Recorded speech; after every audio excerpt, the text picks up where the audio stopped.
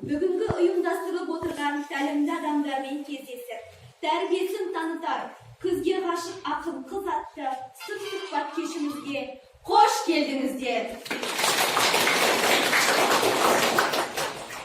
Шығыстың ұлы шайыры, ақындары әкімдерін іздесе, онда елдің маңдай соры беселі. Әкімдері ақындарын іздесе, бақытын кешеді деген екен. Феодализмді құртқан зеңбірек, адамзат пен қоғамның ендігі тағдыры қаламға байланысты.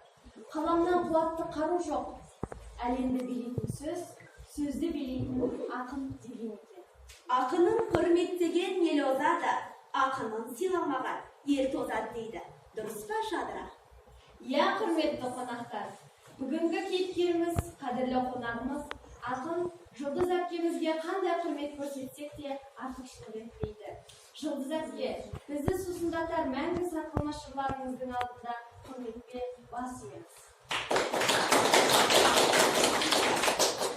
Олай болса, бүгінгі кешіміздің қонағы халықаралық шабыт шығармашылық жастар фестивалінің дипломанты, республикалық ақыт үлім жолы атындағы жазба ақындар жыр мүшәйрасының 2-ші орын иегері, еңселі елім байтағым республикалық байқаудың ең үздік поэзия номинациясының 1-ші орын иегері Жұлдыз Бейсек ханымға бір шапалақ ұрып қоямыз.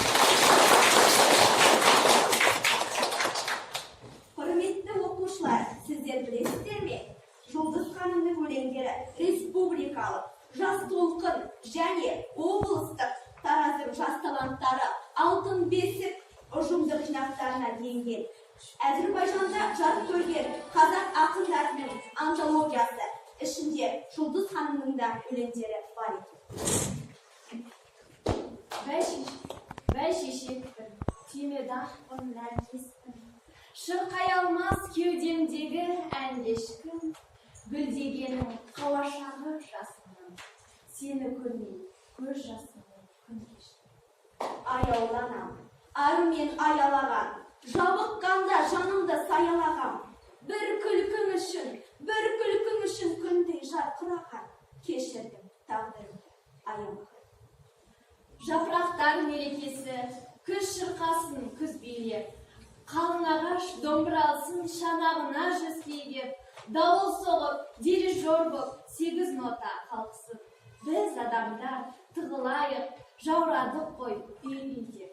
Эх, шіркін, не деген поэзия, не деген көңіл күй.